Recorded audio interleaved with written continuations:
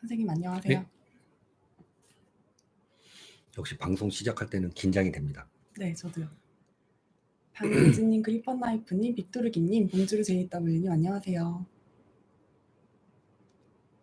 파나소닉 12님, 미스카님, 라스카님이십니다. 라스카님, 정서구님, 검은사자님 안녕하세요. 선생님. 네. 제가 노안이었는데 저보다 눈이 안 좋으시면 어떡합니까?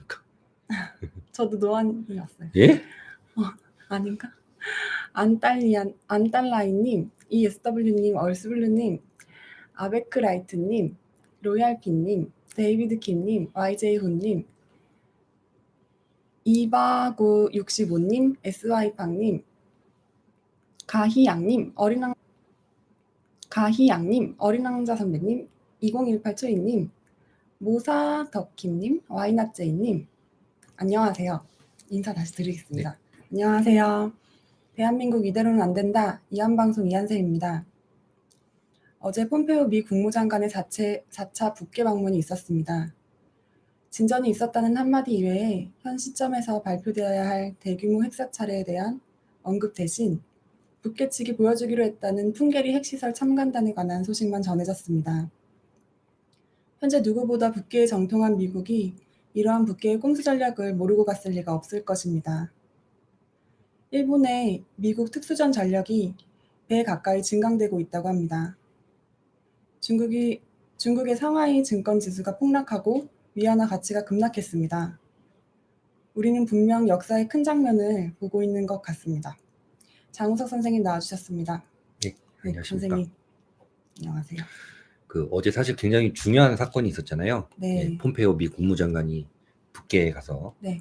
김정은이를 5시간 반 동안 만나고 나왔다고 합니다. 사실은 이런 국면에서 네. 폼페오 장관의 한마디만 듣더라도 상황이 어떻게 돌아가는구나 하는 것을 우리 이한방송 시청자분들은 다 아마 예측하셨을 것이라고 봐요. 네. 갔다 오자마자 바로 한 얘기가 위대한 한 걸음을 디뎠다 이런 얘기를 했어요. 네. 근데 지금 우리 돌아가는 정세를 알려면 폼페오 같은 중요 인물의 그동안의 발언에 대한 거를 다 적어놓고 있었거든요, 저는. 네. 딱 보니까 큰일 났구나라는 생각이 들었어요. 자, 폼페오 국무장관이 계속적으로 했던 얘기가 뭐죠? 북계 완전 비핵화를 향해서 가는 길이 멀다라는 얘기를 계속했어요. 예. 그 먼 길을 가는데 한 걸음 디뎠다. 성과가 있었다는 얘기일까요? 예, 성과가 없었다는 얘기입니다. 국면 자체가 지금 폼페이오 국무장관이 북계에 들어가면 대대적인 핵사찰 준비를 위한 개방 지시, 네. 그다음에 핵사찰 인원은 어디를 통해서 어떻게 와야 되는 이런 합의가 이루어져서 나와서 발표가 됐다면 아마 지금 미국 전 세계가 이런 빅뉴스에 아마 빵빠레가 울리고 있어야 될 상황인데 네. 그냥 잘 되고 있다라는 한마디 외에는 특별한 언급이 없습니다. 마찬가지입니다. 이한방송에서 제가 늘 말씀드렸습니다. 시험 보는 학생은 내주는 문제를 풀어야지 자기가 아는 거 적는다고 해서 정답일 수 없습니다. 김정은이는 이미 효용 가치를 잃은 풍계리 핵실험장에 대한 참관단을 초청할 것이라는 원치 않는 대답을 했습니다. 네. 자, 그런 와중에 오늘 또 많은 군사 뉴스가 있었는데 인도양에서 일본 자위대의 최대 상륙함이 호위함 한 척과 스리랑카 해군과 인도 해군과 더불어 훈련을 시작했다고 하는데 일본 호위함에는 미군 해군 장교가 1명 탑승했다고 해요. 여러분들 어떤 생각이 드십니까? 중국을 중심으로 미국, 일본, 그 다음에 연합군 전력이 중국을 포위하고 있는 형국입니다. 네.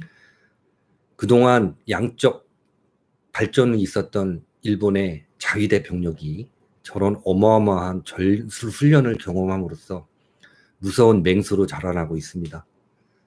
이런 상황에서 일본 해군기를 트집 잡아서 관함식에 못 오게 한 국민 정서, 국민 여론, 국민 관심법이 원망스럽기만 합니다.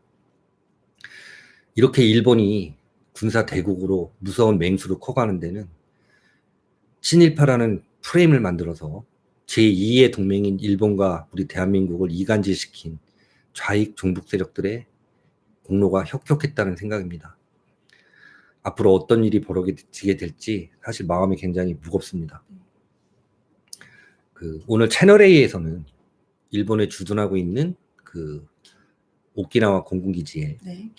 특수전 작전기입니다. MH130이라는 수송기를 개조한 특수전 작전기가 있는데 기존에 10대 정도가 있었고 지금 또 다른 일본 요코스카 그쪽으로 9대가 더 증강됐다고 하고 한 대당 52명이 탑승한다고 가정했을 때 약 850여 명이 인원이 투입할 준비를 갖췄다는 그런 보도까지 나왔습니다. 물론 확인된 게 아닙니다. 기존에 와 있던 10대, 그다음에 미국의 그린베레, 람보가 그린베레 출신이에요. MH130이라는 특수전 작전기는 네. 은밀 침투가 가능하고 레이더에도 걸리지 않고 그런 게릴라 작전을 수행하는 인원을 실어 나르면서 그런 비행을 하는 비행기입니다. 미국은 전 세계 7군데에 특수전 전단을 운용하고 있습니다. 여러분이 생각하는 특수전 전단, 한 개 전단의 인원이 많지 않습니다.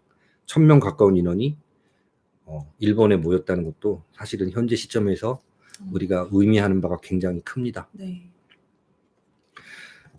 우리 경제호랑이 선생님께서 예측하신 대로 지난주까지는 이제 스물스물 중국의 경제, 금융이 이제 붕괴가 되는 조짐이 보이더니 월요일 아침부터 들려오는 소식이 예. 상하이 증시 폭락, 위안화 급락 이런 무시무시한 뉴스가 흘러나왔고 여러분들 다 보셨을 것이라고 믿습니다. 이번 주인가요? 네, 10월 둘째 주라고 하셨죠? 예, 둘째 주에 미국의 환율 조작국 및 감시국 발표를 앞두고 있습니다. 우리는 분명 역사의 큰 획에 그어지는 장면에 한 가운데 서서 이 장면을 목격하고 있습니다. 네. 서두는 여기까지 하겠습니다. 서두가 딴 때보다 반밖에 안 됐네요. 여러분들의 의견도 들어보겠는데요. 전화 주시고 그리고 채팅창으로도 질문 있으신 분들 남겨주세요. 선생님, 저는 사실 방송 전에 선생님께 말씀드렸잖아요. 조금 겁이 난다고. 사실 이게 잃을 게 없는 사람들은 겁나는 게 아니라 네. 팝콘 먹고 보는 꿀잼이에요. 근데 경험해 본 적이 없기 때문에. 근데 이 대표님은 뭐 잃을 게 좀 있으신 것 같습니다. 아니요, 잃을 거 없습니다. 없는데요. 근데 좀 경험해보지 못해서 걱정이 됩니다. 혹시 어떤 일들이 있으려는지. 우리가 이제 역사에서 배우는 것들이 크게 보면 이제 세상의 전개 과정이고 네. 그런 전개 과정의 주요한 국면에는 반드시 큰 사건들이 있고 또 그 사건을 이끄는 위대한 인물들이 등장하잖아요. 네. 우리는 사실 이 작은 대한민국 땅에서 살면서 그동안 뭐 종북이나 뭐 이런 잔챙이들의 이런 뭐 헛짓거리 같은 것만 주로 보면서 스트레스를 받았는데 세계사라는 큰 바다에 흐르는 네. 한 큰 획이 그어지는 장면. 저는 사실 요즘에 어떤 소회가 드냐면 우리 반만년 역사 5000년 동안 뭐 엄청난 뭐 900몇 회 외세 침범을 받았다는 네. 우리의 전쟁 역사를 가지고 있는데 제가 알고 있는 뭐 한 서너 개의 일본의 침략 빼고는 다 중국 놈들이 대한민국을 이렇게 반만년 동안 괴롭혀온 역사인데 네. 저런 못된 놈들이 와르르르 무너지는 장면을 보면서 아, 선조들의 피 맺힌 한이 이제 씻겨 내려갈 수도 있겠구나라는 통쾌한 생각도 듭니다. 군매님 전쟁 나나요? 그러셨나요? 제가 보니까 전쟁이 따로 있어서 전쟁 나는 게 무서운 게 아니라 우리 대한민국에서 살아가는 하루하루가 전쟁 같은 삶이에요. 네, 맞습니다. 변화가 두려울 뿐입니다, 여러분. 루이스 신님께서 우리나라는 환율 조작국 지정될 가능성은 없나요? 하셨는데 늘 우리는 감시국이에요. 조작국까지는 아직 안 갔고요. 제가 알기로는 계속 감시국에 있는 것으로 알고 있습니다. 네. 여러분 그러면 편하게 전화 주세요. 요즘 선생님 네. 전화가 부담스러운지 전화 수가 좀 많이 줄었어요. 이슬라엘이요? 잠수함이 온 건가요? 모릅니다, 그거는. 그 사람들이 뭐 올 때 저한테 전화하고 오는 사람들이 아니라서 제가 알 수가 없습니다. 그리고 설사 전화를 한다 그래도 제가 이스라엘 말을 못 알아듣죠? 네. 예. 영어로 주시지 않을까요? 선생님 그럼 전화 네. 받아볼게요. 안녕하세요. 이한방송입니다. 네, 여보세요? 네, 안녕하세요. 네, 안녕하세요. 저 데이비드 킴입니다. 오, 안녕하세요. 예. 안녕하세요. 오랜만입니다. 예, 네. 오랜만에 전화 주셨네요. 예, 예. 질문이 있어서 전화드렸는데요. 네네네. 예, 제가 예전에 소개했던 이 액시던털 슈퍼파워 있잖아요. 네? 이 액시던털 슈퍼파워라고 예, 제가 예, 예전에 처음 전했을 때 소개했던 예. 소식인데 네네. 예. 그거 다 했고 좀 궁금한 점이 있어서 선생님께 질문이 있어서 전화드렸거든요. 무시무시한 제목을 읽으셨는데 제가 아는 내용이 나올까요? 예전에 말한 미국의 동아시아 전략 있잖아요. 지금 남중국해랑 관련된 예, 일인데 일이 나왔더라고요. 그 2014년도에 예. 나온 쓰여진 책인데 네네네. 예, 거기에서 나온 책을 보면은 미국이 셰일가스 혁명을 일으키면서 이제 중동에서 거의 발을 빼려고 한다고 나와 있더라고요. 예, 예. 네. 그 책에서는. 그래가지고 이제 국제 정세가 변하면서 미국도 이제 더 이상은 뭐 세계 일에 관여하거나 그런 거를 그만두고 이제 유럽 쪽에서는 덴마크나 북유럽 쪽 있잖아요. 스칸디나비아 반도인가? 네네네. 그쪽을 드나드는 해상로를 지키고 있는 나라만 잡으면 된다 해가지고 덴마크하고 또 제가 한 달 전에 읽어서 기억은 안 나는데 북유럽 국가 하나였어요. 예. 그 국가만 미국이 잘 잡고 있으면 되고 그리고 이제 우리나라 포함해서 동아시아로 오는데 동아시아 쪽에서는 버마 있잖아요. 버마, 미얀마. 네. 미얀마를 잡고 있어야 된다고 했는데 그 이유가 인도랑 중국의 경계선상에 위치한 나라이고 이 나라가 지금 원래 친중이었다가 지금 반중으로 돌고 있다. 그러니까 예. 이 나라를 붙잡아 인도와 중국을 적절히 견제하는 세력으로 붙잡아두고 또 태국도 이쪽도 또 요충지라 해가지고 이쪽이랑 그리고 말라카 해협 있잖아요. 네. 말라카 해협을 통제할 수 있는 싱가포르와 그리고 호주, 일본을 이렇게 잡고 있으면은 동아시아 정세는 안정적으로 흘러갈 수 있다. 앞으로 그 전략을 미국이 구사하게 될 것이다 하면서 우리나라도 언급을 했어요. 네네. 우리나라도 언급을 했는데, 근데 그쪽에서는 대한민국을 조금 더 지켜봐야 한다. 그쪽이 정말로 미국의 이익이 있는지 없는지는 지켜봐야 한다. 그렇게 책에서 애매모호하게 써져 있더라고요. 네네. 그래가지고 미국의 전략에 우리나라가 만약에 계속 이렇게 반미지로 나서면은 미국이 어떻게 짤까 그게 궁금해서 전화드렸거든요. 네, 책에서는 그렇게 나와 있었는데 그 세계 그래서- 곳곳에 이제 미래 미국의 예, 전략을 이제 말씀을 하셨고 예상되는 예, 그다음에 이제 예, 중요한 게 대한민국은 좀 더 지켜봐야 된다. 얘네들의 정체성을 모르겠다. 근데 이런 예. 반미 분위기가 팽배한 가운데 우리는 과연 미국이 어떻게 할 것인가 이걸 질문하신 건가요? 예. 미국이 앞으로 그 전략에서 네. 근데 그 책에서는 제가 언급한 나라들 있잖아요. 한 달 네. 돼서 제가 잘 기억은 안 나거든요. 유전 지가 한 달이 됐어요, 벌써. 그래가지고, 근데 확실히 기억나는 건 미얀마가 제가 신기해가지고 미얀마를 잡아야 된다고 그 책에 나와 있어서 신기했거든요. 네네. 말라카야하고 싱가포르를 잡으면 이해를 했는데 미얀마나 태국을 잡아놓으면은 이 동아시아 질서에 유지하는데 매우 미국에게 유리하기 때문에 네. 앞으로 미국이 이 나라를 잡아두고 있어야 된다 네네. 했거든요. 그쪽에서는. 그 예. 책에서는. 예. 그래가지고 이 동아시아만에 미국이 앞으로 이제 점점 발을 빼면서 그리고 이 아시아 국가 중에서도 전에 소령님께서 말씀하시기를 무슨 아시아 연합 같은 걸 만든다고 하시지 않았었나요? 아니요, 이제 아시아판 북대서양 조약기구 같은 군사 기구가 생길 가능성이 있습니다. 맞습니다. 예, 그거요. 그래가지고 앞으로 그런 나라의 미얀마, 태국 그리고 호주, 싱가포르, 일본 이렇게 해가지고 형성되지 않을까 미국의 주도 아래서. 네네네. 그래서 그게 앞으로 그 동아시아 전략이란 그게 좀 수령님의 의견이 듣고 싶어서 이렇게 전화드렸습니다. 예, 알겠습니다. 제가 아는 만큼만 말씀드리겠습니다. 너무 무시무시한 책을 읽으셔가지고 제가 감히 언급할 수 있을게 나올지 모르겠습니다.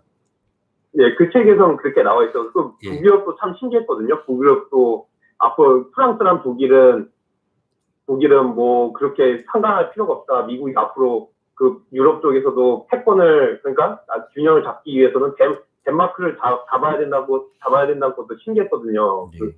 그쪽 항로를 잡고 있는 나라가 덴마크다. 덴마크하고 네덜란드였던가? 예. 하고 스칸디나비아 반도 북유럽 국가 중 하나가 그렇게 쓰여져 있더라고요. 예. 그래서 만약 미국이 여기서 그러니까 미국이 세 혁명을 일으키면서 이 국제 질서에서 점점 빠질 텐데 만약에 미국이 이렇게 서서히 빠지게 된다면 유럽은 엄청나게 큰 혼란을 겪게 될 것이다. 그렇게 좀 읽기도 좀 무서운 말들이 적혀져 있더라고요. 근데 그 말씀 그래가지고- 그 읽으셨던 책이 2014년도에 나온 책이라고 하셨습니까? 예, 그러니까 한참 새 가스 이렇게 그럼 본격적으로 나온 이제 거라서. 생산이 되기 네? 전이네요. 본격적인 생산이 되기 전이네요. 예. 그 예. 피터 자이안이라고 예. 제가 예전에 제가 추천드렸던 책이거든요. 그 한국 이름은 잘 기억이 안 나는데 이게 DHG 런터 슈퍼파워였어요. 네. 그래가지고 소룡님의 의견을 듣고 싶어서 이렇게 전화드렸습니다. 예, 알겠습니다. 감사합니다. 네, 감사합니다. 감사합니다. 예, 수고하십시오. 왠지 슈퍼 파워 막 이러면 가슴이 설렙니다. 네. 슈퍼 타이 막 이러면 좀. 네. 지금 이제 말씀하신 그 책 저는 네. 사실 못 읽어봤는데 네. 그 책을 읽지 않고 이런 대답을 드린다는 게 사실은 조금 좀 미흡할 수도 있어요. 근데 이제 전체적인 흐름을 보니까 그 현실과 미래를 네. 예측하는 이제 다양한 의견 중에 하나인 것으로 저는 판단을 합니다. 지금 말씀해 주신 여러 가지 이제 의견이 있으신데 뭐 미국의 어떤 세계 정책, 유럽은 어떻게 누구하고 앞으로 가야 되고 뭐 동남아나 아시아 지역에서는 어떤 일을 해야 된다 이런 네. 것들, 그 다음에 이제 대한민국에 관한 시각은 이제 보류 의견이신데 여러분들 지금 현재 싱가포르이 굉장히 중요한 이유는 아까 말씀하신 말랑카 해협을 끼고 있기 때문에 그래요. 예. 제일 가깝습니다 거기서. 예. 말랑카 해협은 어떤 데냐면은 물류가 전 세계를 이제 이동을 하는데 인도양을 건너서 태평양에 진입하려면 반드시 말랑카 해협을 지나야 돼요. 네. 말랑카 해협을 지나서 아프리카 사이에 있는 인도양은 여러분들 잘 아시는 전 세계 해적들이 거기 다 몰려 있어요. 근데 이런 어떤 아시아에서 유럽으로 이동하는 물류, 그다음에 중동에서 아시아 태평양을 거쳐서 미국으로 가는 원유 물류, 네. 이런 것들이 주요 이동로여서 그동안은 말라카 해협이 굉장히 중요했고 또 싱가포르의 어떤 중간 터미널 역할을 하는 물류의 중심지였고 네. 또 우리 이제 아시아권에서는 주로 그 물류 때문에 두바이산 원유를 주로 수입해서 썼잖아요. 우리도 그렇고 일본도 그렇고. 또 그렇기 때문에 싱가포르에서는 원유 현물 시장이 아닌 그 정제 제품에 대한 현물 시장이 열렸었어요. 네. 그러니까 원유는 두바이나 뭐 북해산 브렌트유 이런 거, 뭐 미국 텍사스산 중진류 이런 것들은 뭐 북해산 브렌트유는 런던에서 거래가 됐고, 그 다음에 텍사스산 중진류 같은 건 미국 뉴욕의 현물 시장에서 거래가 됐었는데, 세계에서 원유를 가장 많이 소비하는 대한민국이나 일본, 뭐 대만 이런 나라들, 미국, 두바이산 원유를 이제 두바이에서 주로 샀죠. 근데 이제 세일가스가 본격적으로 개발이 되고 나서 네. 여러분들 사실은 지금 우리가 세상을 보고 있는 이 시각이 여러분들이 그동안 배웠던 많은 부분에 대한 패러다임을 바꿔야 되는, 예. 시각 자체를 바꿔야 되는 그런 상황이에요. 지금 이 거대한 못된 아주 그냥 세계의 못된 짓은 다 했던 중국의 어떤 그 붕괴, 아까도 다른 방송에서 얼핏 제가 이제 차에서 얘기를 들어보니까 등소평이 죽을 때 앞으로 100년 동안은 절대 미국에 대들지도 말고, 그 다음에 도광량이라고 그래서 어떤 강력한 무기가 있더라도 꼭꼭 숨기라 그랬는데 채 40년이 되지 않아서 개기다가 저렇게 와르르 무너지는 모습을 보는 것처럼 어떤 패러다임이 바뀌어야 되냐면, 미국이 그렇다고 전 세계에 뭐 나쁜 영향을 끼치고 강압적으로 이런 방향으로 끌고 가는 건 아니에요. 네. 그래서 어떻게 보면 운명론적으로 세계의 중심이 저렇게 이동하는 모습들을 보이고 있는 시점인데, 그렇다고 해서 미국 어떤 지리적으로 미국이 중심일 수는 없어요. 왜냐하면 지구가 워낙 크기 때문에 미국 외에 제2, 제3의 허브 역할을 하는 지역이 있어야 됩니다. 네. 아까도 말씀드렸지만 아시아에서 굉장히 유류를 많이 사용을 한 한국이나 일본, 뭐 대만 이런 나라들이 동북아에 위치해 있었고 중국도 마찬가지고, 그래서 어떤 싱가포르에서 말랑카 해협으로 이루는 인도양 해상 루트가 굉장히 중요했는데, 중동에서 미국이 손을 떼는 게 아니라 뭐 더 이상 중동에 개입할 이유가 없어졌잖아요. 예, 중요한 이런 원유 수송로가 더 이상 앞으로는 유효하지 않습니다. 이제 미국 본토에서 태평양에 이르는 새로운 원유 수송로가 개발이 될 것이고, 네. 예, 지금 싱가포르나 두바이의 역할을 해왔던 그런 터미널이라든가 현물 시장이 열릴 새로운 아시아 시장이 지금 열리기 직전이기 때문에 그 책을 썼다는 2014년 이때 시각하고는 또 패러다임이 바뀌었어요. 네. 상황이 바뀌었어요. 그다음에 이제 미얀마의 역할이라든가 태국의 역할에 대해서도 언급을 해주셨는데 사실 이거는 제가 늘 여러분들한테 말씀드리는 두 가지 세상의 원리 있잖아요. 뭐죠? 2차 대전 이후에 전 세계는 끊임없는 어떤 개발과 경험칙으로 인해서 두 가지 질서가 정해졌다고 그랬어요. 네. 첫 번째는 뭐냐면 NPT 체제하에서의 다자간 안보 체계. 두 번째가 WTO 체제하에서의 국제 분업 체계. 물론 이거는 NPT 체제하의 다자간 안보 체계 이거는 늘 언급되는 말이지만 WTO 체제하에서 다국적 분업 체계 제가 지어낸 말이에요. 네. 근데 그 먼저 NPT 체제하에서 다자간 안보 체계라는 말을 보면 2차 대전 이후로 미국이 세계 전략을 그렇게 짰어요. 여러분들 제가 언젠가 그런 말씀 드린 거 기억나실 텐데 지금은 전 세계에서 자국의 혼자 힘으로 바로 전쟁을 일으킬 수 있는 국가 군사력을 갖고 있는 나라가 많지 않아요. 근데 대한민국은 또 그 중에 하나입니다. 네. 당장 오늘 맘만 먹으면 전쟁을 할 수 있는 나라 중에 하나이긴 한데 세계적인 트렌드가 2차 대전 이후로 미국이 야 전쟁 같은 거 하지 말고 국가 개발에 힘쓰고 인류의 보편적인 가치인 자유와 평등이나 인권 이런 거에 증진하자. 그러려면 너희들 잘 살아야 된다. 그런 식으로 해서 지금의 이 두 체제를 이끌어 왔던 거예요. 아까 말씀드린 태국 같은 경우에 여러분들 잘 아시지만 인도 차이나 반도 굉장히 중요한 위치에 이제 있어요. 바로 베트남 옆에 있기도 하고 그 주변에 굉장히 분쟁 지역이었던 캄보디아, 라오스도 있고 또 중국과 인도 굉장히 지리적으로 가까운 곳에 있습니다. 미얀마 역시도 인도와 중국 사이에 있는데 지금 전 세계에서 북계 다음으로 자급자족 체계로 살아가는 나라 중에 하나예요. 많은 나라가 교역을 통해서 살아가고 있는데 유일하게 북계와 그 미얀마 옛날 버마죠. 국가 시스템 자체가 자급자족 체계예요. 네. 외국과 교역과 이런 걸 하지 않아요. 근데 북계는 요새 하는 짓을 봤더니 자급자족이라고 지들이 선전하고 살았는데 보니까 자급자족이 아니에요. 뭐 외국에서 별거 다 들여오더라고요. 근데 이런 어떤 그 많은 다양한 의견 중에 하나라고 제가 말씀을 드린 것처럼 이 세계가 지금 여러분들이 생각해왔던 기존의 관념, 고정관념을 다 버리셔야 되는 굉장히 그 패러다임이 바뀌고 그 세계관을 다시 써야 되는 그런 시점이 있다는 거죠. 그래서 그 북핵 개발의 위험성, 사실은 이제 대한민국이 어떤 피해를 볼까, 미국이 어떤 피해를 볼까, 이런 것들은 이제 그 수준에 맞는 국민들 알아들으라고 하는 소리고, 북계가 저렇게 예정이 없던 그 북핵 개발을 해서 세계 질서에 도전을 한 거거든요. 어떤 질서에 도전을 했느냐 하면 아까 말씀드린 NPT 체제에서의 다자간 안보 체계에 도전을 했고, 네. 그다음에 중국과 그 북계 둘이 한 통속이 WTO 체제하에서의 다자간 국제 분업 체계에 대한 도전을 한 거예요. 네. 이걸 방치하면 두 체제가 와르르 무너지는데 어떤 체제를 붕괴시킬 수 있는 권리는 그 체제를 새롭게 건설할 수 있는 능력과 힘이 있는 사람들만 할 수 있는 거지. 북계 같은 놈들이 저 체제를 건드려 놓으면 재건할 수 있는 능력이 북계는 없습니다. 그렇죠. 예.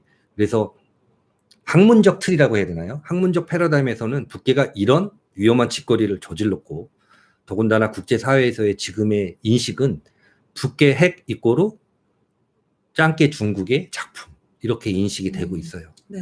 예, 이런 어떤 그 2차 대전 이후에 오랜 시간에 걸쳐서 미국의 주도에 의해서 서방과 미국의 주도에 의하고 그다음에 대한민국이나 일본 같은 신흥 공업국들이 적극 협력하고 그다음에 각종 분쟁 지역에서 그 중심 역할을 잘 해주었던 대한민국, 뭐 이스라엘, 영국과 프랑스 이런 나라들 사실은 굉장히 그 이 NPT 체제에서의 다자간 안보 체계라든가 WTO 체제에서의 국제 분업 체계에 혁혁한 공을 세운 국가들이기 때문에 이렇게 발로 무시하고 갈 수 있는 상황은 아닙니다. 네. 다만 이런 NPT 체제의 다자간 안보 체계는 지금 북계와 중국의 도전 때문에 일시적으로 위협을 받긴 했지만 제가 볼 때는 앞으로도 지속적으로 안정돼 갈 것이고 다만 이제 WTO 체제에서의 다국적 분업 체계 이런 것들은 사실은 그 위치가 좀 다량으로 바뀔 가능성이 있어요. 분업 체계는 변함이 없을 텐데 제가 볼 때는 그 각 국이 처했던 역할이 있잖아요. 행했던 그 역할에 따른 주인공이 바뀔 가능성이 굉장히 지금 확실시 되고 있습니다. 이게 이제 중국이라는 괴물을 우리가 평가할 때 지금 보면 세계의 모든 악이 지금 중국이 다 행한 걸로 보이는데 그 긍정적인 면도 있었어요. 중국이 한 3, 40년 동안 전 세계의 그 저가 공산품을 공급함으로써 네. 전 세계가 커다란 어떤 인플레이션이라든가 경제 위기 없이 잘 발전해 올 수 있는 기여는 한 건 사실인데 그 기여보다 나쁜 짓을 하고 세계 질서를 깨트리려고 도전했던 행위는 훨씬 큽니다. 예. 네. 뭐 공과가 있다면 공은 딱 그만큼이고 과는 헤아릴 수 없이 많아요. 그렇기 때문에 지금 중국이 이러한 붕괴 위기를 네. 맞게 됐다고 저는 판단을 하고 있습니다. 근데 대한민국은 2014년 기준으로 보류라고 했는데 네. 그 미국 사람들의 어떤 그 기준 한번 찍히면은 참 그 이미지를 극복하기가 어려운 게 지금 일본 같은 경우도 아무리 지네들이 발버둥을 쳐도 옛날 전범이라는 그 네. 딱지를 미국에서는 그 시각을 벗어나지 않아요. 독일도 마찬가지고 전 그렇게 보고 있습니다. 그리고 언젠가 말했지만 미국의 입장에서 보면 유럽은 항상 평상시에는 뭐 예술이 어떻고 품위가 어떻고 똥폼은 다 잡는데 사고 쳐놓고 죽겠으면 항상 미국한테 도와달라고 그러잖아요. 네. 그렇죠. 예, 미국이 생각하는 사실 미국은 제가 볼 때 세계의 일꾼이에요. 워커. 그런 식으로 지금 질서가 재편되는데 자 이제 중요한 이제 여기서 해답이에요. 대한민국의 역할이에요. 지금 전화 주신 데이비드 김 선생님께서는 네. 미국은 보류의 시각을 가지고 있다고 그 읽으신 책에서 말씀을 하셨다고 했는데 지금 봐서는 그 시각에서도 더 후퇴했을 겁니다. 왜? 문재인 정권이 들어섰기 때문에. 더군다나 이 정권이 그 동북아 군사 질서의 핵심인 그 한반도 이 대치 국면에서의 유엔사의 네. 역할을 정면 부정하고 나섰잖아요. 그렇죠. 그래서 어떤 세계 질서에 대한 통찰 없이 섣부른 행동을 하면 사실은 그 대가가 굉장히 무섭습니다. 그걸 여러분들 이런 장면을 역사책에서 읽는 게 아니라 현실에서 목격하고 계시다는 게 사실 굉장히 저는 기쁜 일이라고 생각. 뜻이 있는 거죠. 기쁜 게 아니라. 그렇죠. 예. 네. 데이비드 킴님 어떻게 들으셨는지 모르겠습니다. 그 아까도 말씀드린 제가 그 책을 읽어보지 않았기 때문에 이렇게 간단한 소감을 듣고 이렇게 답변드리기가 굉장히 어려운데 질문이 너무 어려워집니다. 점점. 근데 이 상황이 조금 지나고 나면은 그분 그 데이비드 킴 선생님께서도 조금 보이실 것 같아요. 지금 네. 벌어지고 있는 일들이잖아요. 예. 당장. 그 스피릿 파이어라는 네. 짱끼벌레가 이번에 박멸되나요? 그러는데 뭐 하루아침에 박멸되겠습니까? 뭐 진짜 벌레 같으면 홈키퍼 한 방이면 날아가는데 이제 저게 붕괴가 되면은 내부적으로 싸움도 날 것이고 뭐 이제 별일이 다 생길 텐데 제가 볼 때는 저런 거대한 동물이 중국 같은 저 거대한 동물이 자빠져 갖고 분해가 되는 데는 최소한 수십 년은 걸리지 않을까 보고 있습니다. 네. 저는 좀 걱정인 게 우리나라 그 주식 시장도 오늘 굉장히 흔들렸고 그리고 환율 자체도 예. 굉장히 그랬잖아요. 그랬는데 그런 것들이 걱정돼요. 그 중국 때문에 우리나라의 경제적인 피해가 어마어마할 거 아니에요, 선생님? 그 늘 말씀드리지만 대한민국은 우리가 다 아는 사실 한 번만 더 반복할게요. 대한민국은 통상 다시 말해서 수출로 먹고 사는 나라인데 네. 전체 수출에서 차지하고 있는 대중국 포지션이 한 27%고 또 수출로 벌어들이는 각종 돈 중에서 40% 가까운 게 차이나머니예요. 네. 그 여러분들 뭐 우리가 가게에서 물건 다 사듯이 물건 짓고 돈 내는 구조가 아니라 어떤 수출이라든가 이런 구조는 뭐 여러 가지 그 예전에는 뭐 FOB, CIF 여러 가지 그 대금 지급 조건이 있었는데 지금은 뭐 이것도 뭐 크게 다르지는 않지만 어떤 그 뭐라 그러죠? 전자금융의 발달로 인해서 그 결제 기한이 짧아졌다고 하더라도 지금 중국에 물건을 수출하거나 이런 분들 바로 돈 받는 시스템은 아니에요. 네, 맞아요. 예. 저런 상태에서 중국의 어느 날 이렇게 금융 시스템이 붕괴하면 중국에 물건 팔고 돈 못 받으시는 분들도 대략 엄청나게 속출하실 거고 중국 내에 자산을 갖고 계시는 또 한국 국민들이 철수를 할 때 번 돈이라든가 하나도 못 갖고 나올 확률이 되게 높아요. 그렇기 때문에 지금 중국 리스크가 대한민국을 긴장하게 하는 이유 중에 하나입니다. 저유소 사고에 대해서 어떻게 생각하시나요? 그랬는데 제가 군에서 전역하면서 딱 자격증을 하나 딴 게 있어요. 그 위험물 운송자 자격증이라고 그래서 여러분들 대형 트럭으로 그 석유류 제품, 휘발유 뭐 이런 거 실어 나르는 그거는 운전면허 외에 따로 위험물 운송자 자격증이 있어야 되는데 제가 그 자격증을 땄거든요. 네. 이게 사실은 뭐 저는 잘 몰라요. 보니까 아까 뭐 썰빵 안정권 대표가 그런 어떤 유류 운반선에 탑승했던 기억으로 그거 자세하게 얘기한 것 같은데, 저는 사실 그 저런 송유관공사에 대한 제 기억은 제가 전역하고 나서 동원예비군 끝날 무렵에 제가 살던 지역에서 그 예비군 부동대장을 했었는데, 네. 그 제가 맡았던 예비군 동대 국가 주요 임무가 모 지역에 있는 송유관공사 경비를 하는 임무였어요. 네. 그래서 부동대장이다 보니까 매년 국가급 훈련일 때 거기에 이제 그 송유관공사에 가서 그 어떤 방호 시설이라든가 이런 것들에 대한 교육, 전술 토의 이런 거를 굉장히 여러 차례 했기 때문에 들었는데, 오늘 뭐 경찰이 뭐 풍등이라고 해서 뭐 이렇게 불꽃 날리면서 날아가는 그게 송유관공사 잔디밭에 떨어져서 불이 붙어서 폭발했다라는 얘기를 하는데, 모르겠습니다. 저는 제가 알기로는 그런 게 가능할까요? 여러분들 그 옛날에 뭐죠?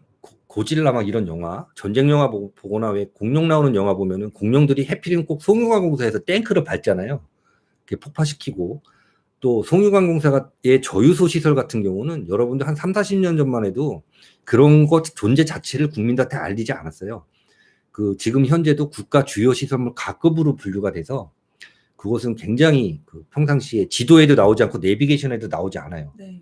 예, 그런 중요한 시설인데, 그 다음에 저는 의심이 가는 게 뭐냐면 그 기존에 왜 케이크 같이 생긴 커다란 통 있잖아요. 네. 저는 그게 만화 영화를 봐서 그런지 공룡이 밟으면 뻥 터지고 걷어만 차도 뻥 터져갖고 굉장히 약한 줄 알았는데, 사실 그 중화기를 직격으로 맞아더라도 폭발하지 않는 굉장히 튼튼한 구조로 되어 있어요. 풍등으로 불이 붙었다고 하기에는 그 옆에 많은 또 비슷한 탱크들이 있는 가운데 그렇게 큰 불이 나는데 그럼 다른 탱크는 왜 안 터지지 하는 저는 또 제 나름대로의 그러네요. 의혹이 들었어요. 뭐 자세한 거는 뭐 그 분야의 전문가들이 지금 뭐 합동 감식을 하고 있다고 하니까 조금 있으면은 이제 아마 자세한 보도가 나오고 나서 그때 제가 다시 한번 아는 만큼 언급을 드릴 텐데, 그 송유관공사 경비 업무 예비군 부동대장으로서 수행했던 사람이 그 제 상식으로는 조금 네. 납득이 아직 가지 않아요. 예, 정확한 정보를 얻지를 못했기 때문에 사고 조사 결과 발표가 있은 후에 네. 여러분하고 말씀드릴 기회가 있으면 한번 말씀드려 보겠습니다. 네. 그리폰 라이프님, 제가 볼 때는 조금 억측 같아요. 붓게 퍼주려고 석유량을 사고로 없어진 걸로 해서 빼돌린 거 아닐까요 하셨는데, 그 송유관공사가 어떤 거냐면은 이제 정육 공장들이 우리나라는 인천하고 울산에 있잖아요. 여수하고 이런 데서 만들어진 정유 하루에 수십만 배럴이 쏟아져 나와요. 정육 공장을 세울 수가 없습니다. 아스팔트 성분 때문에 정육 공장은 어떤 일이 있어도 세울 수가 없어요. 세우는 즉시 아스팔트 성분 때문에 그 가스관이라는 배기관이 막혀요. 그래서 네. 예, 아무리 그 감량을 하더라도 그 정육 공장은 세우질 않아요. 그래서 계속 쏟아져 나오는데, 이거를 차량으로 실어나른 게 아니라 이제 지하에 매설된 네. 파이프 라인으로 인해서 저런 대한송유관공사에 그 탱크에 저장을 해놓는 건데, 지금 화재가 발생한 고양 저유소 같은 경우는 뭐 주유소라든가 그다음 대량 소비를 하는 공장에 직접 판매를 하는, 예, 그래서 그 탱크로리 기사들이 거기서 제품을 받아가는 곳이기 때문에 노출된 공간이고, 또 국가급 유류를 보관하고 있는 곳도 있어요. 그런 데는 보통 어디다 하냐면 저런 노출된 탱크를 사용하지 않고 굉장히 깊은 지하에 굴을 파고, 네. 그 기름은 물하고 이렇게 섞이질 않잖아요. 물에 뜹니다. 그래서 기저부에 이제 물을 채워놓고 그 위에 기름을 보관하고 있습니다. 그래서 이런 다양한 원유, 그다음에 유제품, 유류 제품, 예, 이런 상황, 관리 상황이, 여러분들 저런 사고 나는 거 사실 보기 힘드시잖아요. 후진국에서도 잘 발생이 안 되고, 우리가 뭐 영화 같은 데서나 뭐 공룡이 나타나서 밟아야 저런 데 불이 나는데, 하여튼 특이한 현상이 계속 벌어지고 있습니다. 보니까 저 사고도 있었지만 또 경주인가 어디 4번 국도에서는 도로가 갑자기 싱크홀이 생기는 건 여러 번 봤는데, 갑자기 또 뭐 그 많은 구간이 솟구쳐 올랐대요. 공룡이 또 밟고 지나간 것처럼. 지금 제가 살아가는 세상이 이게 무슨 세상인지 잘 모르겠습니다, 사실. 네, 이상하네요. 좀, 그 다음에 오늘 또 제가 드리고 싶었던 말씀 하나가, 지금 뭐 가짜뉴스를 엄벌한다 막 이러면서 뭐 또 저 나리들이 모여가지고 개나리들을 하고 있는 모양이에요.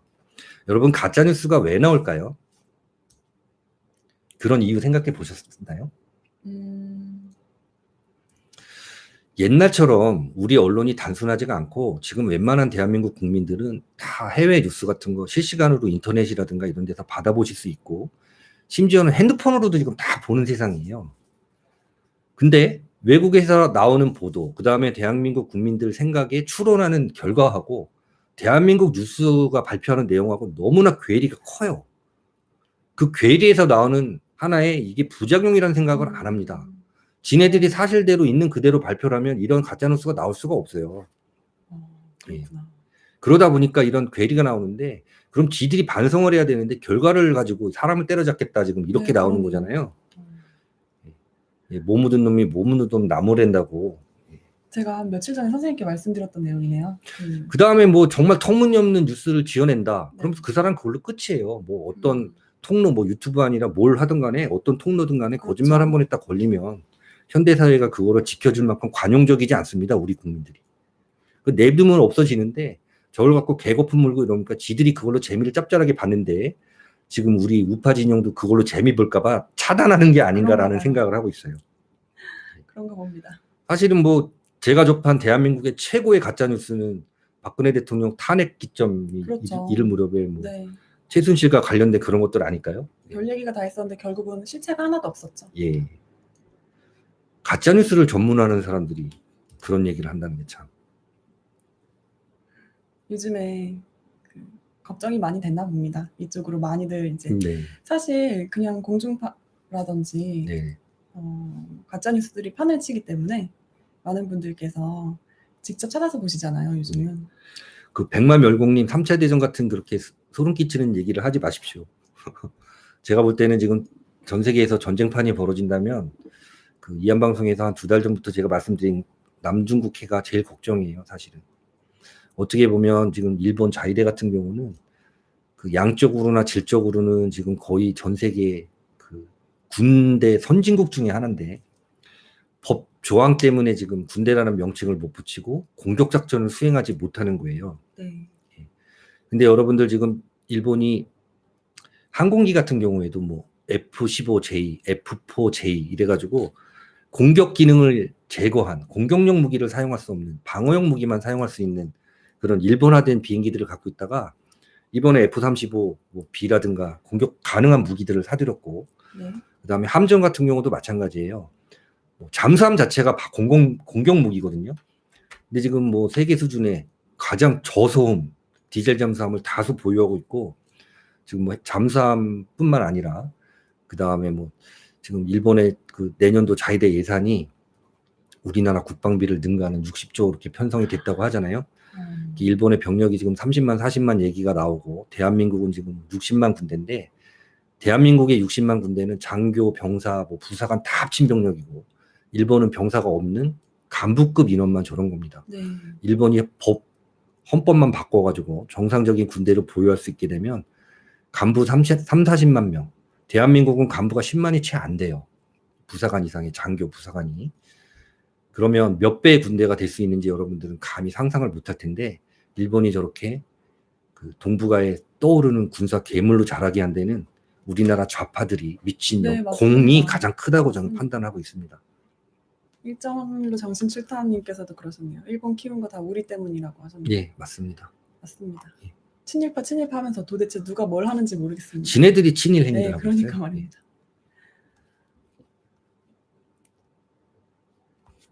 선생님, 오늘 전화가 안 오는데요. 네. 여러분 전화 주셔도 되니까 전화도 주세요.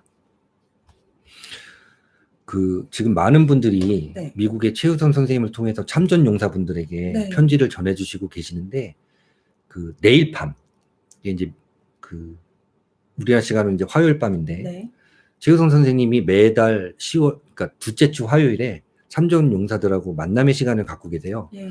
내일 방송 시간에는 최우선 선생님이 아마 전화를 주셔서 한국전 참전 용사분의 그 살아있는 육성 여러분들 네. 들으실 수 있을 것 같습니다. 아, 진짜 최우선 선생님 덕분에 정말 네. 값진 일을 하고 있는 것 같아요. 우리 이한 방송이 네. 이제 하고 있는 일 중에 캠페인 네. 중에 가장 기쁜 일이잖아요. 예, 맞습니다. 한국민들이 그 6.25 전쟁 때 참전하셨던 그 미군들 그 고마움을 잊지 않고 있다는 지금 편지들이 뭐 굉장히 많이는 아니지만 꾸준히 계속 보내주고 계셔서 네. 계속 전달이 되고 계십니다. 또 더더욱 감명 깊은 건 이 사연을 들으신 또 어떤 분께서 그분들 이렇게 직접 짜신 팔찌도 이렇게 많이 네, 보내주셔서 맞아요. 이한세 대표님이 또 지난주 국제 입훈으로 미국에 보내셨고 또 이렇게 여러 가지 이렇게 눈물 없인 들을 수 없는 그런 또 짜릿한 사연들이 있어요. 이렇게 좀 더 시간이 지난 후에 종합해서 한번 말씀드리도록 하겠습니다. 네, 여러분 아직 끝나지 않았으니까 메일로 계속 주시면 됩니다. 이게 외교부도 하지 않는 이런 훌륭한 진짜 일을 엄청난 일이에요. 저 최유 선생님께 다시 한번 예, 감사드립니다. 이한세 정말 대표님하고 감사합니다. 최유성 선생님이 아주 훌륭한 가교 역할을 하고 계십니다. 아닙니다. 최유성 선생님 감사합니다. 그리고 선생님 감사합니다. 저는 구경한 것밖에 없는데. 여러분 그리고 감사합니다. 메일 보내주신 분들 정말 좋은 일 하시는 거예요. 정말 감사합니다. 네, 뿌듯합니다. 달아 밝은 달아 대정원이 어려워요? 놀돈다라 그러셨는데 아까 그 서두에 제가 말씀을 드렸어요. 풍계리 그 뭐 참관단 보내달라고 했는데 미국이 원하는 건 그게 아니라 지금 동시다발적인 대규모 동시 핵사찰 진행이에요. 핵사찰도 여기 갔다 저기 갔다 하는 게 아니고 동시다발적으로 이루어져야 이걸 잡아내거든요. 네, 그렇죠.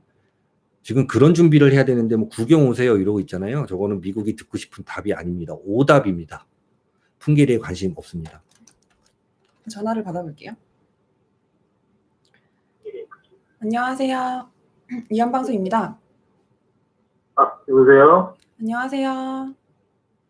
예, 안녕하세요. 네, 예, 다른 게 아니라, 네, 저도 이제 이한방송 자주 보는데요. 네, 네. 네, 젊은 우파인데, 네, 다른 것보다 지금 소령님하고 다른 요 유튜버 방송하는 우파분들하고 네. 연대한다는 얘기를 요즘에 좀 들었거든요. 어떤 연대요? 그러니까 이제 서로 뭐 이렇게 뭐 이간질한다 뭐 이런 얘기도 있고, 네. 예, 그래가지고 연대한다는 얘기가 들려서 저 개인적으로는 굉장히 반가운 소식이어가지고요. 네. 예, 보통 우파는 잘 이렇게 단합이 안 된다 이런 얘기가 많잖아요. 네. 근데 이제 안 그래도 그런 얘기가 좀 들리는 것 같아서 네.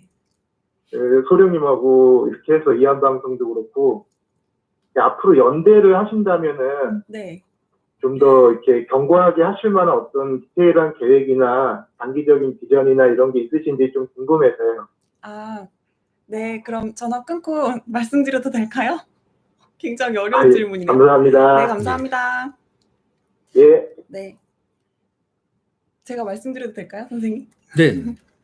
그게 이제 연대라기보다는 서로 싸우지 말고 다독여주고 서로 응원해주고 그러자는 의미였습니다. 아니 그 다음에 뭐 같이 방송할 일 있으면 하기도 하고. 네, 예, 저- 지금 불러주시면 가기로 했습니다. 그 김정민 박사도 그렇고 안정권 대표도 그렇고 다 제가 보니까 군대 후배들이고 네, 또 자기 분야에서 굉장히 열심히 하고 있기 때문에 뭐 제가 도와주면 도와주지 해방을 놀 이유가 전혀 없습니다. 네, 예. 그렇습니다. 그런 의미입니다. 근데 아직 구체적인 계획은 없어서 혹시 추후에 어떤 일정이 생기면 여러분들께 미리 말씀드릴게요. 그 다음에 이제 여러분들이 우리 이한방송에 반드시 알아야 될 점이 있는데 이한방송에는 이한템 대표와 이제 그 군사 문제를 해설하는 제가 있어요. 근데 이한템 대표님이라든가 기존의 많은 젊은 우파 유튜버들은 점점 성장해서 국가의 리더가 되실 분들이고 저는 이제 어떻게 보면 인생의 황혼길에 접어들어서 그동안 이렇게 맺어왔던 인연도 좀 정리하고 살아온 인생을 정리해야 될 시점인데 자꾸 저한테 이상한 이렇게 욕을 하시는 분들이 있는데 그러시면 안 됩니다. 선생님 정말 저의 행복권도 소중한 거기 때문에 저는 갈 길이 달라요. 여기 계신 분들하고. 근데 지금 새로운 인연이 계속 만들어지고 있는데요. 어떡하죠? 아니요, 뭐 그 제가 가는 방향이라 해서 인연을 뭐 절연하고 사는 건 아니니까요. 네. 근데 뭐 제가 현실 정치에 나서거나 이럴 마음은 전혀 없고요. 그 젊은 친구들이 잘 보고 배우고 스스로 지금 만들어가고 있는데 그렇게 스스로 만들지 않은 사람들이 어른이 됐을 때 훌륭한 리더가 될 수 있다고 생각을 합니다. 나는 자연인이다. 여기 예. 선생님 나중에 땅꾼 되신다고 그러죠? 예. 그 다음에 가면님께서 저 같은 분이 국방부 장관이면 행복할 텐데 하셨는데 구경하는 여러분들은 행복하실지 몰라도 그 소령 나부랭이 출신이 장군들 사이에서 끼어 있으면 저는 굉장히 불행할 것 같은데요. 예. 그 자리에 가실 만한 자격과 경력이 있으신 분들이 가야지 그거 조금 안다고 그 자리에 가면은 저는 죽습니다, 진짜. 그 드센 거 아시면서 그런 얘기를 하세요.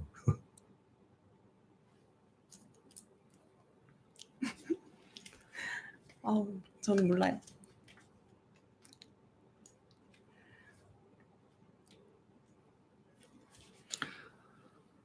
가을국화님이 뱀 잡으면 불법이라고 하셨는데요. 뭐 제가 뭐 팔겠습니까? 끓여서 먹지. 끓여서 드신다고요? 예. 저는 사실은 이제 그 평론의 영역에 있잖아요. 네. 군사 평론을 하고 이제 군사 안보 문제 해설을 해드리고 그러다 보니까 이제 세상에서 지금 대한민국 사이에 주류 사회에 있는 많은 분들을 제가 봐요.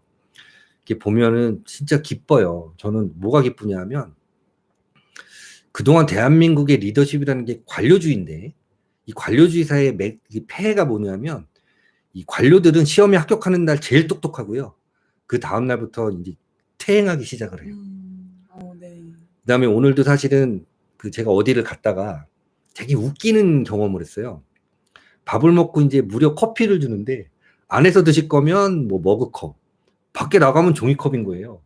그래서 아니 그냥 저 종이컵에 주세요. 그랬더니 아니 종이컵 들고는 여기서 못 드시고 나가야 된다는 거예요. 네. 그런 법이 있대요. 법이 그래서 이번에 생겼잖아요. 제가 네. 이런 일이 생기는 게 뭐냐면은 쓸데없이 공무원들을 많이 뽑아놔서 그런 거예요. 공무원들이라는 게 자기 존재감을 일반 회사원들 같으면 실적이라든가 이런 자기를 증명할 수 있는 방법이 많은데 공무원들을 앉아갖고 자기를 증명할 수 있는 게 뭐가 있어요? 규제 만들고 이런 거밖에 없잖아요. 이게 얼마나 웃기는 법입니까? 같은 커피를 안에서는 뭐 머그컵, 밖에서는 일회용 컵. 아이 그럼 일회용 컵을 없애버리든가. 뭐 장난하는 것도 아니고 이게 뭡니까? 근데 말이 좀 빗나갔는데 지금까지는 이런 관료 주도형 국가 발전이 있었다면 지금 이제 여러분들이 보는 세상의 젊은 리더들을 보면 관료주의가 아니면서도 자기 영역에서 독보적인 역량을 갖춘 사람들이 대거 지금 여러분들 눈에 띄고 있잖아요. 네. 이런 사람들이 전문 영역을 구축을 하면 사실 지금까지 어떤 약간 뭐 촌스러웠던 관료주의가 무너질 수밖에 없어요. 민간 전문가들이 어마어마하게 많은데 관료들이 이들하고 맞설 수가 없거든요. 안 그러면 관료의 능력이 엄청나게 향상이 돼야 되는데 이게 바로 미국의 정치 시스템입니다. 제가 늘 말씀드렸잖아요. 워싱턴에 가보면 워싱턴 순환도로가 있어요. 그 이제 벨트웨이라고 그러는데 그 주변에 뭐 군사, 외교, 경제, 뭐 문화 다양한 연구소들이 있어서 워싱턴 정가에 있는 공무원들하고 수시로 토론이 붙어요. 근데 이 사람들이 얼마나 똑똑하고 날극이냐면 공무원들이 당해내지 못해요. 네. 그 당해내지 못하면 그 사람이 요구하는 정책을 채택해야 되는 거예요. 이게 지금 보면 북의 군사력 뭐 현황이라든가 이런 것들이 미국 국무부나 국방부에서 발표하는 경우도 있지만 또 미국의 주요한 국방안보연구소 이런 데서 발표를 하는 그런 자료가 굉장히 신뢰성이 높은 이유를 여러분들이 보시는 거거든요. 예. 근데 대한민국은 아직까지 그런 민간 연구 분야가 관과 공생해야 되는 그런 관계였는데 요즘에 이제 젊은 차세대 리더들 저보다 이제 뭐 이렇게 한참 밑에 자라나는 그 리더들을 보면 야 앞으로 공무원들 편치 않겠구나. 그런 굉장히 기쁜 거예요, 여러분들 입장에서. 저런 한 분야를 정말 전문적으로 파고드는 저런 친구들이 많아진다는 거는 진짜 국가의 미래가 밝은 겁니다. 네, 응원합니다. 선생님 전화 받아볼게요. 네. 안녕하세요. 이한방송입니다. 예, 수고하십니다. 제가 가끔씩 듣거든요. 네네네. 좀 자주 들으시지. 네. 예, 솔직히 얘기하면 자주 들어요. 감사합니다. 그리고 원래는 제가 그 방심위에서 정보 농성할 때부터 해갖고 거기 사발면도 몇 번 해줬고 그랬어요. 근데 그때는 동참하거나 이게 뭔가 모순적으로 돌아가고 세상이 이렇게 급변하거나 네네네. 이런 거를 다수는 몰랐어요. 그냥 묻어가는 세상이고 누구 일에 대해서 하다못해 혈연지간이든 뭐든 신경을 안 쓰고 사는 각박한 세상이었는데 그러다가 시차를 두고 이렇게 조금씩 진전이 되면서 옳고 그름이 이제 우리의 정체성, 이 대한민국이라는 뿌리, 이 근간을 흔드는 뭔가 흔들림이 있고 그거를 깨우치고 사람들이 동요가 일어나면서 거기에서 깨우치고 그리고 알고 있었는데 침묵대기하고 침묵하고 계셨던 분들이 하나씩 나오면서 리더들이 있으시더라고요. 거기에 네. 지금 말씀하시는 그 이한방송의 그 메인 앵커신 여성분 말고 옆에 계신 분. 예. 제 관등성명 튀어나와야 되나요? 옆에 계신 분. 관동성명은 나중에 말씀드리겠습니다. 네. 근데 그게 이제 그 저희 참깨 방송에 거기 선배님부터 해갖고 이렇게 하다가 거기에 이제 패널식으로 이렇게 가끔씩 얘기하시는 거 보면은 거기에 내가 이제 모든 거는 세상이 돌아가는 건 다 보잖아요. 침묵대기 하면서. 네. 근데 거두절미하고 말씀드릴게요. 제 단편적인 제가 산 게 아니라 저희 선친 때 네. 아버지가 미국에서 월남을 하셨어요. 네. 월남을 하셔서 이게 뭐 성공락도 아니고요. 월남을 하셨던 분들은 여러 가지 우여곡절이 있을 거예요. 근데 그분이 단독으로 단신으로 월남을 하셔갖고 그분 몸속에 있었던 놈이 나와갖고 대한민국이라는 이 자랑스러운 나라에 태어나서 그분이 밥상머리에서 교육하는 거를 그대로 배우고 잘한 거예요. 근데 거기에 따른 정체성이야 옳고 그름에 따른 거는 지금 제가 51인데 51에도 잘못된 건 없었죠. 당신께서 느끼시고 살아왔던데 그 정신을 그대로 물려받고 자랑스럽게 살았는데 여기에서 부와 이익분이든 뭐든 그런 거는 중요하지 않지 않습니까? 나중에 네. 내가 또 나서 애들을 잘 키워서 걔들이 또 잘 될 수도 있고 근데 어느 순간인가 어떠한 전환점으로 해서 그거를 역용하고 얄팍하게 기생하고 살았던 인간들이 그것도 지금 아마 이한 방송의 그 이한세님보다 더 옆에 계신 장교분 그분이나 우리가 더 뼈저리게 모든 격변하는 세상을 다 겪어봤어요. 거기에서 얼굴에 철판을 깔지 않으면 이렇게 하지 못해요. 그리고 우리나라에는 하나의 종교가 다시 생겨난 거예요. 이거는 이제 주체사상도 아니고요. 애들에게는 NLPD가 아니라 이거는 김일성 교회예요. 만민이든 여호와든 이거는 자기네를 믿고 따르는 일부의 극소수의 그 사람들한테 피해를 주는 거지. 이거는 5천만을 갖고 장난질하는 거거든요. 거기에서 차키묵은 지금 여기가 뭐 흥성대원군하고 이완용 그 세대가 아니잖아요. 사람들이 어디를 끌려가는지 뭐 하는지 모르게 현혹되게끔 사람들 귀와 눈과 모든 거를 멀리하고 자기네들이 국가를 위해서 도대체 뭘 기여했고 아마 자기네들한테도 주사파 새끼들도 죄송합니다. 정치적 발언을 하면 안 되는데 자기네들도 뼈저리고 미안할 거예요. 사람이라며. 네. 개들을 짓밟고 희생양으로 해서 자기네들이 지금까지 와서 이 광명을 누릴 거예요. 그거를 그러면 지들을 믿고 현혹돼서 살았던 국민들한테 자기네들도 여기서 터잡고 자기네들도 씨를 뿌리고 살았던 이 대한민국이라는 떳떳한 이 대한민국 자랑스러운 여기서 모든 걸 누리게 하고 여기서 자기네들이 자본주의의 모든 자본의 잉여를 끌어들여서 애들도 교육을 시키려고 지들이 악팬이 철팬이 적팬이 하면서 했던 그 서구 문물에 유학을 보내고 하고 여기서 뻔뻔스럽게 아직도 예전에 보안말에 그런 당파 싸움을 일으키게 하고 자기네들은 권력 어차피 자멸하는 시대의 흐름이었어요. 걔네들이 개멸하면 자기네 종교에 신성화됐던 여기가 무슨 예전에요. 그 차체묵은 삼국시대로 돌아가는 것도 아니고 나제 동맹에 무슨 뭐 신라가 삼국을 통일하는 비겁한 당나라를 뼈치는 것처럼 촛불을 들었으면 떳떳한 촛불을 했어야 되는 거고. 제가 말씀드리고 싶은 건요.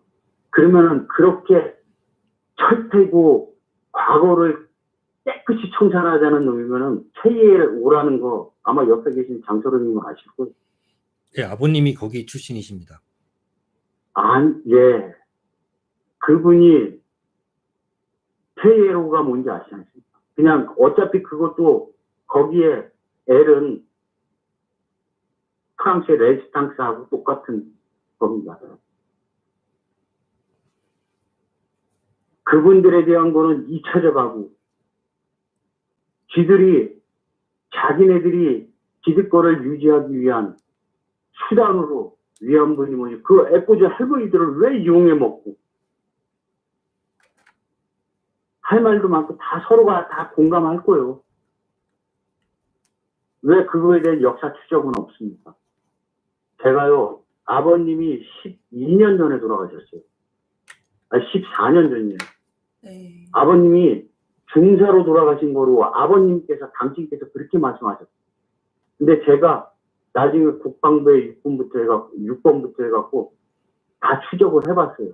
경무청까지. 그러는 와중에 어떠한 지청에, 보훈지청에 갔더니 아버님 거를 추적하는데 저희 아버님보다 더 연로하신 어떠한 연로하신 노인네가 중절모 쓰고 지팡이 들고 오시는 거예요.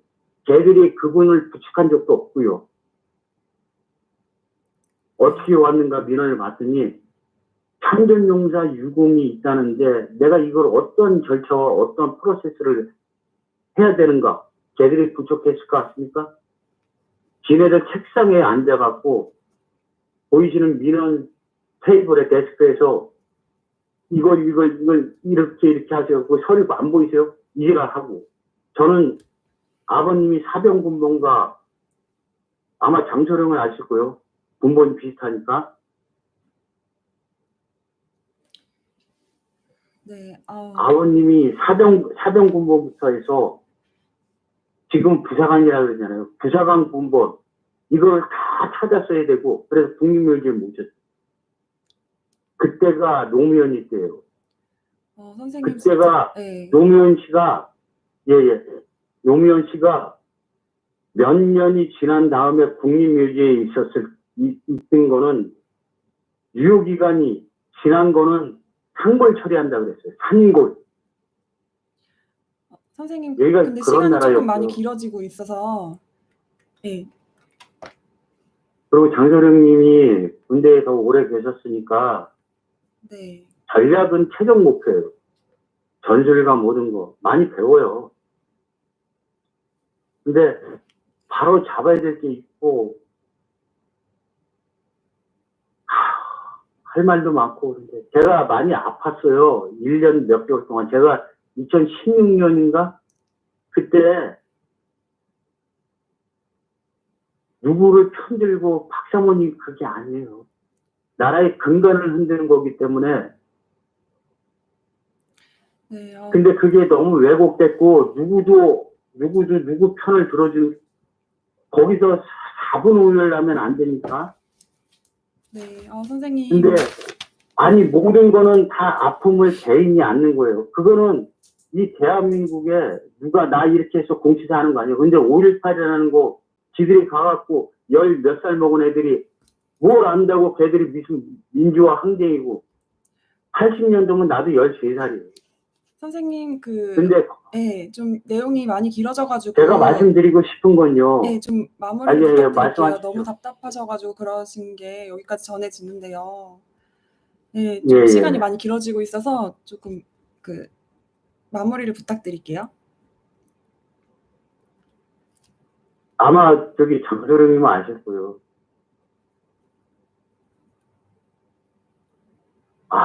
그게 있었는데. 그러면 뭐냐면 다음에 또 전화 네, 주셔도 아니요. 되니까 네, 알겠습니다. 다음번에 그게 또 아니고요. 연락 주세요. 여보세요? 예. 네, 선생님. 이생명 조국의 충성을. 그리고 장소령이 제가 30입니다. 아, 예, 선배님이시네요. 근데 예.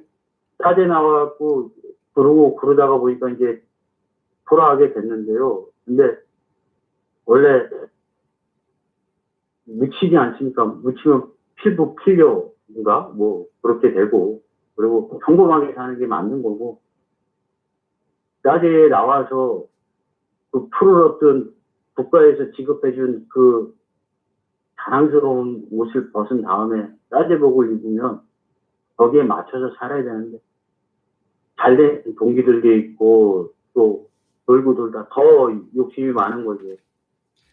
네, 선생님 하지만 오늘 예, 예, 알겠습니다. 전화해 예, 주셔서 알겠습니다. 감사하고 예, 다음에 또 연락 주세요. 예, 후배님 자랑스럽습니다. 아유, 그리고 아닙니다. 부끄럽습니다. 많이 배우고 있고요. 그리고 힘내시고, 네.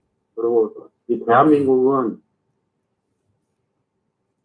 어설픈 저 양아치 새끼들한테는 넘어가지 않을 겁니다. 네, 오늘 전화 주셔서 그리고 감사합니다. 제가 나중에 한번 전화 다시 드릴게요. 예, 죄송합니다. 감사합니다. 예, 예, 알겠습니다. 네. 이상입니다. 네. 예, 예.